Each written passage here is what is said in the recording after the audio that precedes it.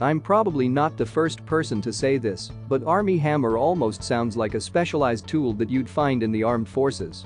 That lame joke aside, Armand, which is his legal name, came from a rather good life in which he and his family were very well off. In his junior year of high school, however, he was disowned by his parents when he decided to quit school and make his way towards an acting career. He eventually found success, and he even started taking college courses to further his education.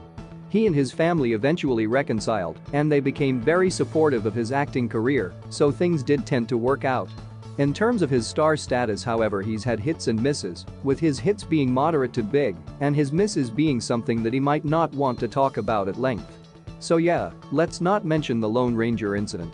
Here are a few of his best movies so far.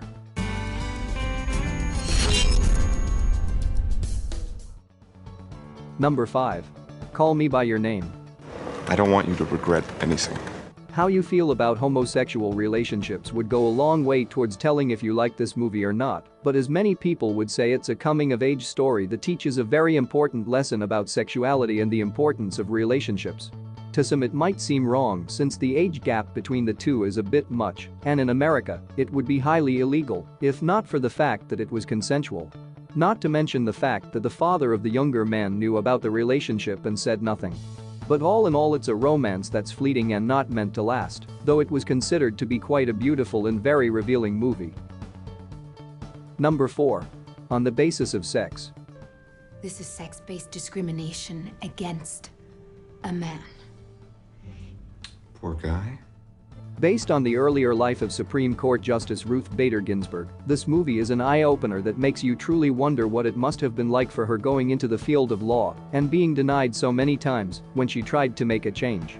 The government, we know, is not always a kind place, and the laws that are on the books are not flawless, obviously, something that Ginsburg saw and wanted to change in order to make things equal for men and women alike. Her approach wasn't always as professional or as smooth as she wanted it to be, but her manner was relentless as she did her absolute best until she finally broke through and achieved her goal. Number 3. The Social Network. Mr. Zuckerberg hasn't been responding to any of our emails or phone calls for the last 2 weeks. Think about this. There will come a time when people being born into this world will have sworn that Facebook was the only social media platform that could have ever been so dominant as to cover the world and bring people together in the manner that it did. A lot of people have already forgotten about MySpace and other platforms that attempted to compete back in the day, but they've also forgotten that while Zuckerberg might not like the way the film portrayed him, it wasn't that far off the mark. While Facebook is in fact useful and does get used by millions, it's still something that, in its infancy, was a very controversial tool. In fact, some would argue that it still is today. Number 2. The Man from U.N.C.L.E. Loving your work, cowboy.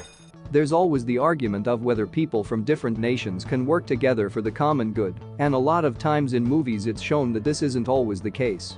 But when two spies from opposing countries find it necessary to work together for a common cause, they discover that they're not bound to become friends overnight, but they can at least respect one another enough to understand a few fundamental truths.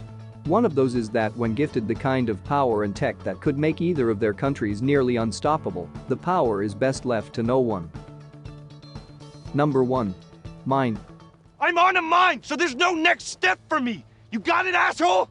This is perhaps one of the most tense films you can find, since the whole premise is about a two-man team that's sent to assassinate a certain leader, but botch the job and have to run. During their run to safety, however, one of them steps on a landmine and is dismembered as his legs are blown completely off. Unfortunately, the other man steps on what he thinks is a mine as well, though he doesn't step off.